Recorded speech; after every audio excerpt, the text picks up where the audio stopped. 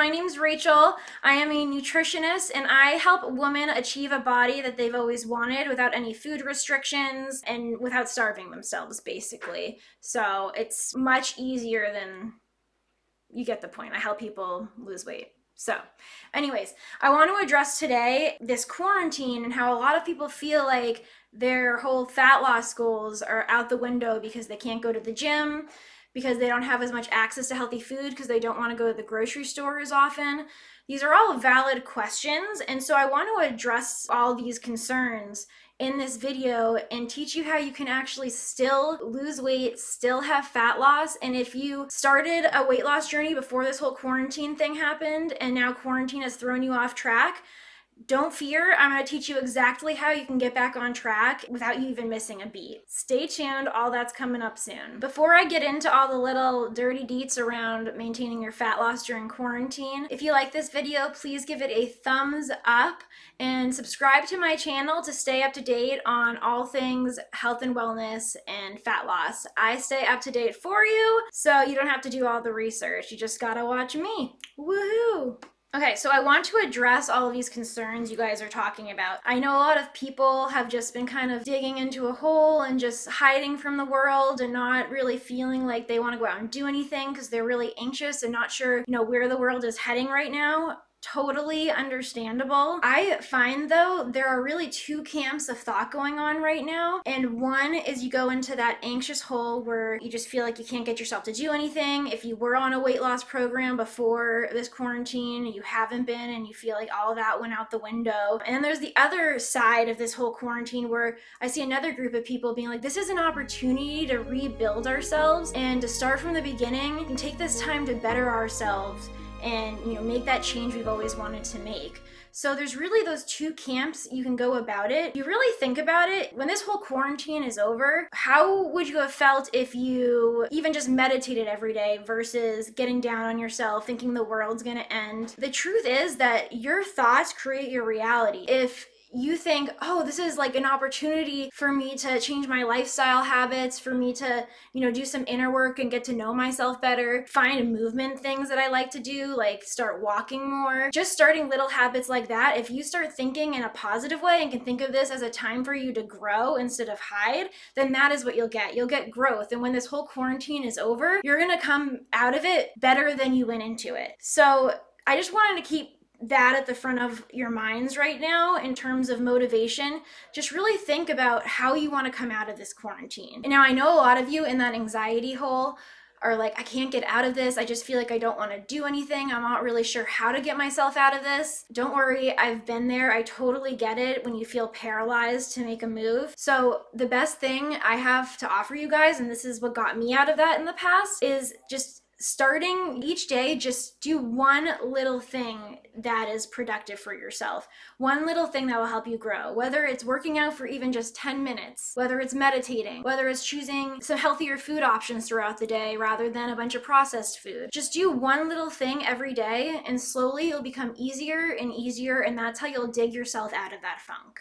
The truth is that the perfect time to achieve your goals is right now. If there was ever a time in our life when it was our time to shine, our time to grow, our time to make something of ourselves, it is right now. When have we ever had so much time on our hands? I really think these tips I'm about to go over in terms of continuing your fat loss goals are going to be helpful, and I just hope it motivates you to keep going because you have time. Okay, so the first thing that I know a lot of people have been saying is preventing them from continuing to lose weight during quarantine is the fact that they don't have access to a gym. So what I have to say to that is you do not need access to a gym to build muscle. You do not need access to a gym for fat loss or weight loss. Some of the strongest people I know only work out using body weight. It's called calisthenics. So if those people only use their body weight and they are ripped as, they're ripped, you can do it too. And yes, it is a little bit harder to do calisthenics. So if you don't want to do calisthenics, what you can do is there's tons of workout videos on YouTube. I love barre classes. I love Pilates classes, and I'll link a couple of them below. Also, last time I checked, being outside is still a thing. Yeah, the outside's still here.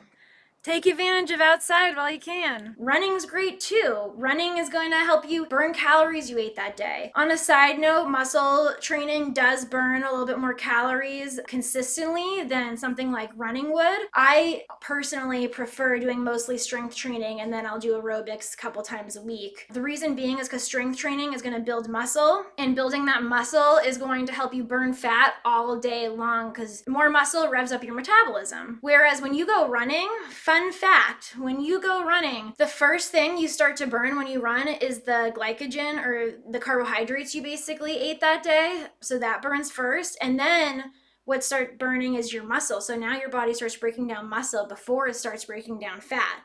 So when you train with aerobics in a given day, and say you're doing weights at the same time, always do your weights first. This will give you more energy to have a stronger strength training session, and it will also give you more mental clarity because you're not thinking about how exhausted you are, and then you'll be less likely to injure yourself, which is key. We don't want to injure ourselves, clearly. So if you do strength training and then you run, I highly recommend on the days when you run just consuming excess protein. And a second fun fact is that protein should really be taken with a carbohydrate source.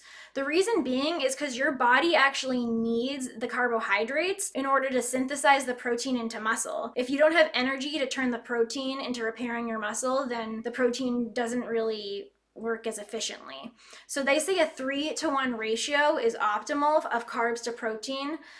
So like if you had 30 grams of carbs to 10 grams of protein, what I tend to do is I'll have like a banana and a protein shake. And one thing to know about exercise, if you feel tired one day, you need to take a rest too. It's really important to have muscle recovery days, because then you allow your muscles to actually rebuild and recover. It's kind of like a computer update. Your computer updates all the software, and then in order to incorporate the software into the computer, it needs to restart.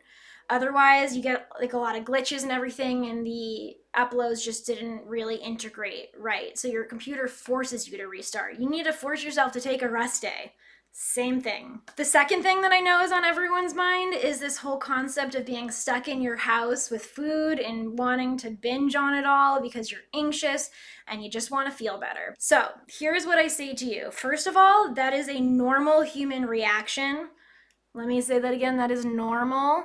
Because when our bodies are anxious like that, we're in survival mode. Our body's like, oh my God, we might be dying. We need to get a lot of energy in, and we need to at least have that energy store in case something happens to us. So don't get yourself down if you feel this need to binge. It's not a bad thing, but there are ways that you can modify what you do when you binge, if that makes sense, in order to make the binging not as harmful to your waistline and also not as harmful mentally. One thing I recommend doing is, we all have our trigger foods, right? Mine is chocolate. Hands down. A food that's not triggering for me, I would say, is vegetables and dressing, or, and hummus. I'm just trying to be honest. I like chocolate more than veggies. So if I wanted to binge, or when I want to binge, what I do is I have to disassociate the fact that I just want to binge on chocolate and eat the whole bar. I want to take a food that I'm not as likely to binge on, like those veggies and dressings, and I want to eat those in the times when I feel really anxious and this need to binge. And then when I don't feel as anxious and I kind of just feel, hungry, like I need a little treat, but I don't feel this need to binge, I'll eat my trigger food. So I'll break that association between only eating my chocolate when I want to binge and start eating my chocolate on times when I'm not necessarily wanting to binge. And that just changes the association you have with the food. Make sense? Okay, number 3. This is like the thought process I hear from so many people who have started a diet before quarantine. And then once quarantine hit, they feel like their diet went out the window because they couldn't go to the gym. They didn't have as much access to healthy food because they didn't go to the grocery store as much, and they were just anxious, and so they've just been eating their feelings basically. And now they feel like they messed up, and what's the point in going back to my weight loss journey because I've already gone so long eating this way? And let me tell you, that is not necessarily a bad thing that you went from giving yourself a calorie deficit for a while on your weight loss journey, and now you're going back and you have been eating like you used to eat before your weight loss journey. And I will tell you why. Ladies, I think you will like this one. When it comes to fat loss, The reason a plateau happens is because your body is a sustainability machine. It literally picks up on what you're doing and adjusts. So if you start eating less calories, your body over time is actually going to start to burn less calories. I know. Shocker. So that is when the plateau happens. It takes about 2 to 3 weeks for you to get to this point. So once you get to this point, your body has adjusted to that new calorie deficit and is only burning that many calories.